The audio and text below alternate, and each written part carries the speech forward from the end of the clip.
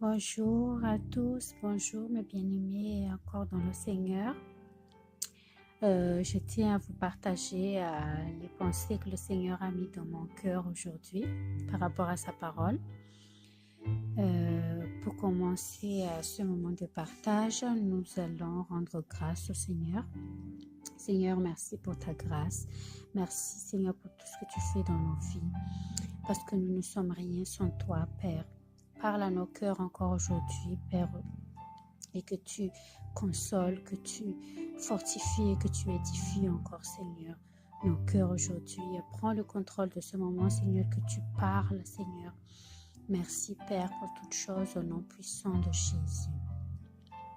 Donc, pour commencer, j'aimerais lire une parole dans le livre de Jacques. Je vais prendre la parole dans le livre de Jacques, Jacques 4, Jacques 4, le verset 7.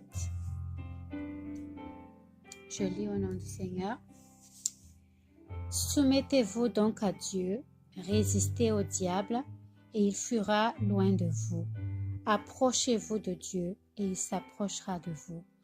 Pécheurs, nettoyez vos mains, et vous qui êtes doubles de cœur, purifiez vos cœurs.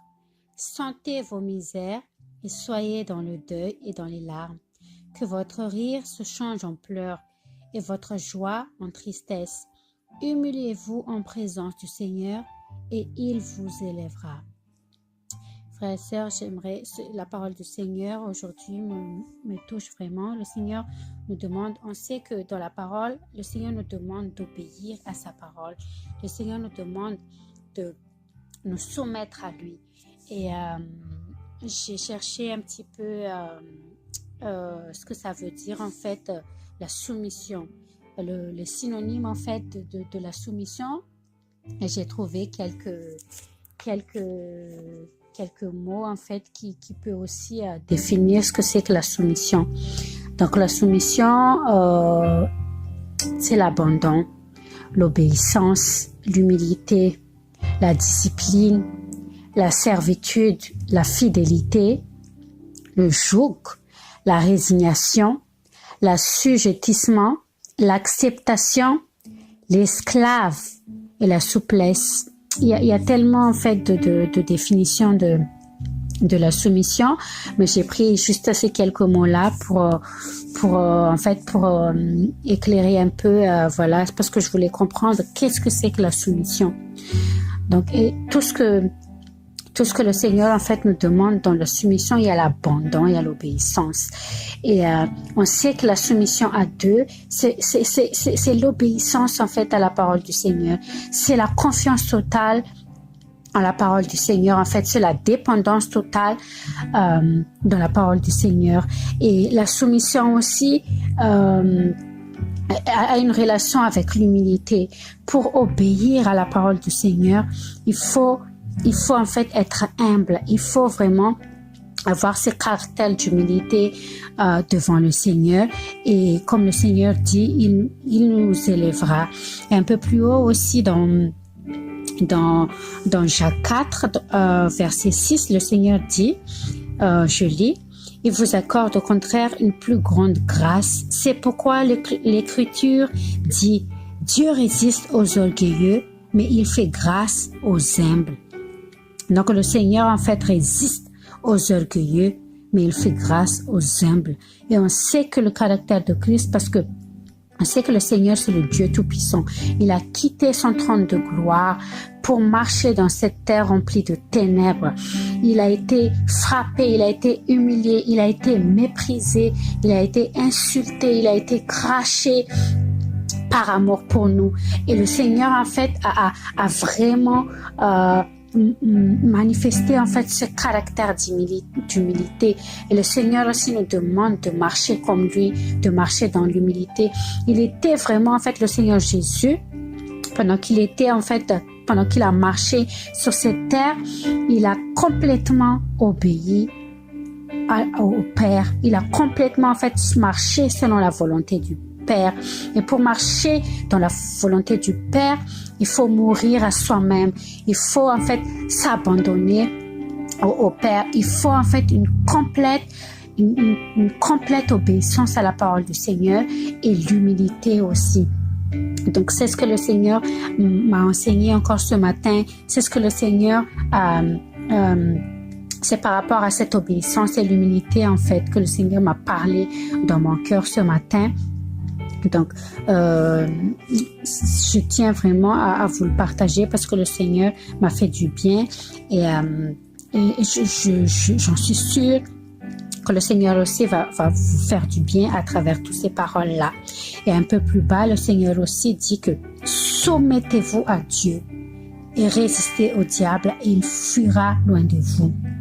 En fait, le diable ne peut pas rester dans la présence du Seigneur. On sait que le diable n'aime pas la présence du Seigneur. Il craint la présence du Seigneur. Donc, la clé, en fait, la base de la marche chrétienne, c'est la soumission à Dieu. Et quand on est soumis à Dieu, la présence du Seigneur est dans nos cœurs. La présence du Seigneur est dans nos vies. Et automatiquement, le ténèbre ne peut pas, en fait, rester, ne peut pas, en fait, combattre la lumière. La lumière, on sait que la lumière, en fait, luise devant le ténèbre. Donc, c'est ce que le Seigneur veut qu'on fasse tous les jours, chaque seconde, en fait, c'est de marcher dans l'obéissance, marcher dans la soumission, marcher dans l'humilité. J'aimerais lire aussi un passage dans Éphésiens 5. Je lis la parole dans Éphésiens 5, 22.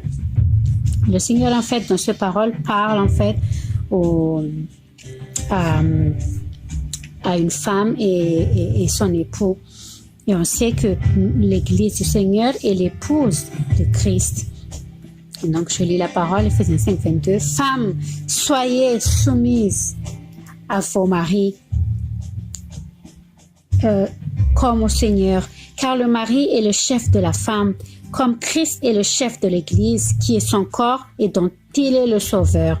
Or, de même que l'Église est soumise à Christ, les femmes aussi doivent l'être à leur mari en toutes choses.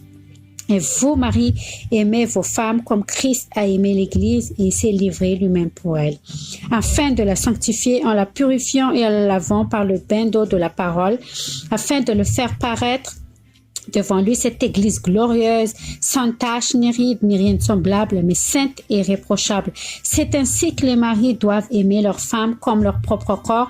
Celui qui aime sa femme s'aime lui-même, car personne n'a jamais haï sa propre chair, mais il la nourrit et en prend particulièrement soin, comme le Seigneur le fait pour l'Église. Car nous sommes membres de son corps, étant de sa chair et de ses os. C'est pourquoi l'homme quittera son père et sa mère et s'attachera à sa femme, et les deux deviendront une seule chair. Ce mystère est grand. Or, je parle de Christ et de l'Église. Que chacun de vous donc aime sa femme comme lui-même et que la femme respecte son mari.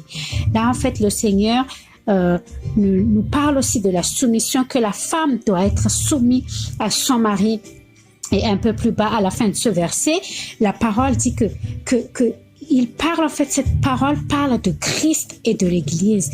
Donc, le Seigneur, en fait, nous demande, l'Église nous demande, frères et sœurs, de vraiment se soumettre à lui, de vraiment obéir à sa parole et à sa volonté et s'abandonner complètement à lui, de dépendre complètement du Seigneur. Dans une parole aussi, le Seigneur dit, maudit soit l'homme qui se confie dans l'homme et qui fait de la chair son appui et qui se détourne de Yahweh. Et c'est ce que le Seigneur veut, en fait, c'est qu'on se confie en lui, que nous marchons, en fait, dans la foi, nous marchons en pleine confiance, en fait, dans le Seigneur. Donc voilà, frères et sœurs, pour finir, j'aimerais prendre la parole dans 1 Samuel 15, 22. Alors, la parole dit: Samuel répondit, Yahweh prend-il plaisir aux holocaustes et aux sacrifices autant qu'à l'obéissance à sa voix? Voici, l'obéissance vaut mieux que le sacrifice et l'observation de sa parole vaut mieux que la graisse de bélier. Car la rébellion est un péché autant que la divination, et la résistance ne l'est pas moins que l'idolâtrie et le téraphin. Puisque tu as rejeté la parole de Yahweh, il te rejette aussi afin que tu ne sois plus roi. Là, en fait, ce parole m'interpelle, ce parole, en fait, me touche vraiment parce que là, dans le verset de 1 Samuel 15, 23, le Seigneur dit que la rébellion est un péché autant que la divination, et la résistance ne l'est pas moins que l'idolâtrie et le téraphin. Donc la rébellion, en fait, la désobéissance à la parole du Seigneur, en fait, est un péché autant que la divination. Donc voilà, frères et sœurs, avant toute chose, la marche chrétienne, si nous voulons voir la gloire du Seigneur, si nous voulons expérimenter la présence du Seigneur chaque jour dans nos vies, il faut l'obéissance à sa voix. Il faut l'écoute de sa parole. L'écoute de sa parole qui veut dire écouter le Seigneur, entendre sa voix, comprendre sa voix, reconnaître sa voix et obéir à sa voix. Comme la parole dit, mes brebis entendent ma voix et ils me suivent. Donc voilà, frères et sœurs, que cette parole vous fasse du bien et je rends grâce encore au Seigneur pour ce moment de partage. Soyez tous bénis au nom du Seigneur. Amen.